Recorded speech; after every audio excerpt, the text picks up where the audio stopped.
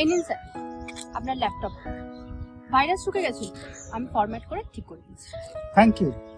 Sir আমাদের এই পেছনের গলিটা আছে, ওখানে একটা কালী মন্দির আছে, খুব জাগ্রত।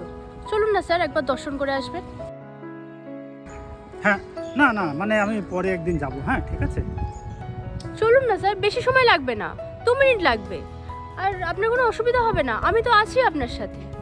না না আমি পরে আসবো, আমার একটা অসুবিধা আছে, আমি তাই এখন যেতে পারবো না। আচ্ছা স্যার, সত্যি কথা বলুন তো, আপনি কি নাস্তিক? এতবার বলছি আপনি মন্দিরে যেতে চাইছেন না। না না আমি নাস্তিক হতে যাবো কেন? এ আবার কি কথা? আমি ঠাকুরে বিশ্বাস করি। ও আচ্ছা আচ্ছা, এবার আমি বুঝতে পেরেছি আপনি কেন আমার সাথে যেতে চাইছেন না মন্দিরে। আপনি বড় মানুষ, গাড়ি আছে, বাড়ি আছে, আমি একজন সাধারণ মেয়ে, ওই জন্য আমার সঙ্গে যেতে আপনার স্ট্যাটাসে লাগছে, তাই তো? ওরে বাবা, সব সমস্যার কথা সবাইকে সবসময় বলা যায় না।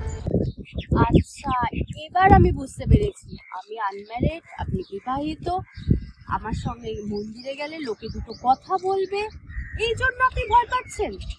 আচ্ছা, আমি তো আপনাকে আমার পাশেও বসতে বলিনি, আমার হাতও ধরতে বলিনি, তাহলে ভয়টা কোথায়?